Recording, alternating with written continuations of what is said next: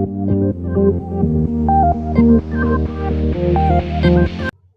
everybody, this is Max Iori. I'm here doing my CSC 101 project. I picked data encryption and confidentiality of data for my issue. I believe this is a huge issue when it comes to computer science and studies of things on the computer, as it really incorporates everything that we do and all technology, new and old, that we've been using.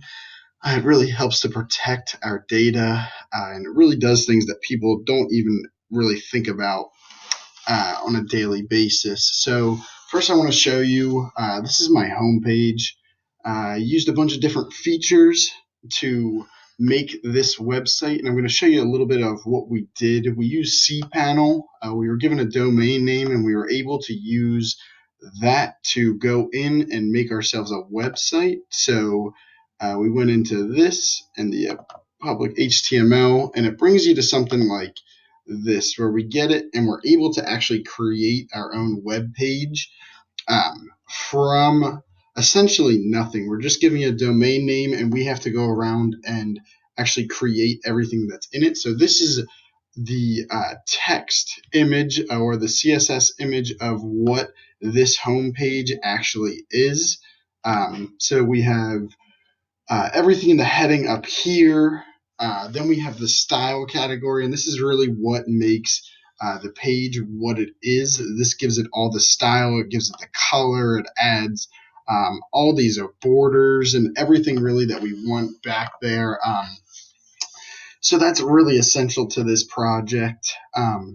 In the body section of it, that's where we get the content that goes into it. So this content, and this is what that is coloring and giving borders to and everything. So you have my name, you have the images that we put in, including the GIF that we created in the Pixlr app. We have a whole bunch of things, including the titles that's given under H3. We have line breaks, we have the paragraphs, and this is all created using the cPanel app. To create my logos and my pictures and everything, we use the Pixlr on pixlr.com. And to do that, we edited the photos, we turned them into JPEG images, we layered the images, we textured the images, and that's how I really created all my banners and everything. And this right here is my banner. We had to crop and move and place all the images exactly where they needed to be. So on Pixlr, you can change the colors, you can crop, you can do just about all of that. So it's an extremely useful app that we used a lot during the semester, and I think that I'll continue to use later on throughout my life, and continuing on through my college career. So we can go back to the home page here, and for the GIF, we actually used easygif.com, which was a really awesome website that we are able to upload images to, and that will make it into this GIF that you see here. We can control the time and everything that it does. So I'm going to go down and go to my topics now. For my topics, the questions that we are asked are: indicate the name of the innovation and provide a clear description of its intended purpose, such as the problem that the innovation solved, the opportunity that the innovation created, or the discovery that the innovation made possible. And for me, I said that this explained really what encryption is and the process used for that innovation. So we described what data encryption is down here, and it's really just a program, it's an algorithm that takes a set of data, it transforms it, creates it into a jumbled message, and then it sends it to whoever you're looking to send it to, who has a deciphering key. They use that deciphering key and can decrypt that message and have the good shared message that you didn't really want anybody else to see. So it really protects all the images, all the data that you're looking to protect. So it's an extremely handy tool, and it's something that we really do need in today's society. So my next topic was explain a benefit and or harmful effect of innovation. So really what data encryption did was it allowed people to send data in a faster and a safer way. They were able to use the internet and things like email, which is really not so much of a secured method of sending data. So it could easily be hacked or whatever have you. So data encryption has really helped out with that, and it has made it a safer place. So whereas companies aren't having to just mail everything, which is also not the safest, they can encrypt messages and get them to whoever they need to get to quickly. So that's really the benefit. And one harmful thing I would say about data encryption is just the fact that if somebody gets a hold of that deciphering key, it's a small little negative thing, but if they get a hold of that, they will be able to decrypt the messages that you have been sending. So it's really just a matter of keeping that safe. My next prompt is explain the impact that the innovation has had on society and economy and our culture.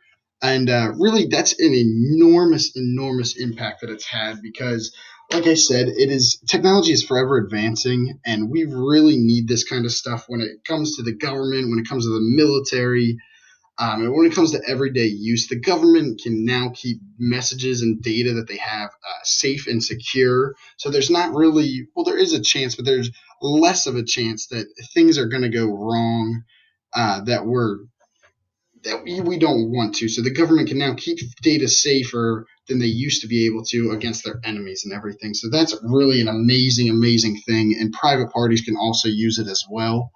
My last, or not my last, but my next topic is indicate one field other than computer science which this innovation has impacted or has the potential to impact, and describe the impact. So I kind of just explained that with the last prompt as well, is that it has a huge, huge benefits to the government and the military and private use because now we're taking these all this data that was not as secured, and we're making it much, much more secured by the process of encrypting it. So it adds just a low element of safety that we never used to have, or if we did, it would take way too long. So this new and updated version using algorithms and everything is really the best method that we've had so far, and it really keeps things safe. So my next innovation is describe how a user interacts with the innovation, and it says data encryption. Um, Data encryption is really just a message or data that must first be uh, deemed necessary of protection. So a user takes that data, they decipher it using an algorithm or specific programs that they have out there.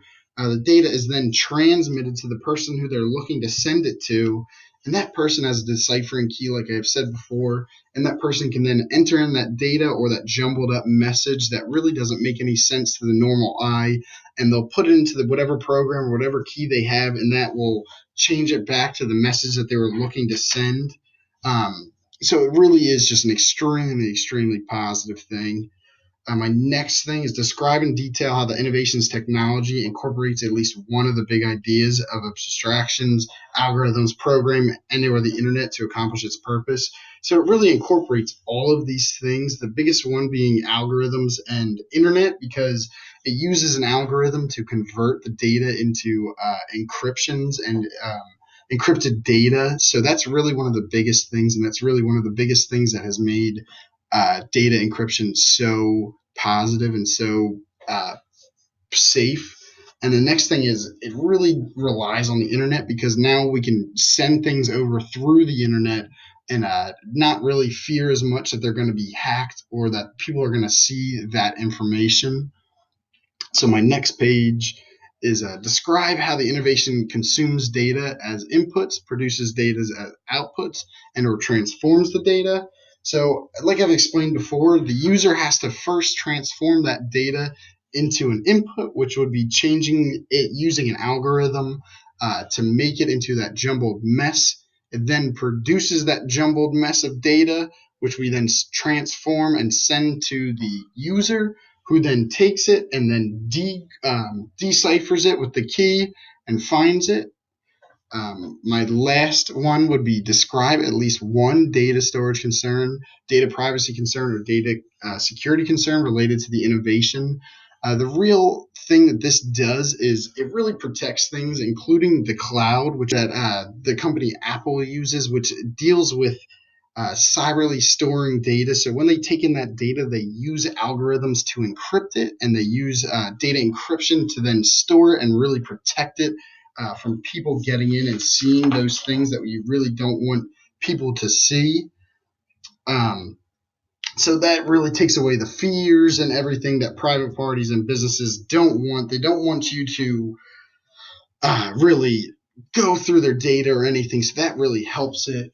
Some of the pictures that I have in here, I really just thought this one was funny, and it brought a level of humor into data encryption, which is not usually funny. This picture down here, I thought did an amazing job at showing just the basic form of what data encryption is. You take the message, use an encryption algorithm, which jumbles it into a message that is unreadable to the normal person. You then take the decryption algorithm key, you use it, and the person can decipher it to show the original message that it was. So now I'm going to show you just a video that I have made for one of our previous projects that relates to data encryption.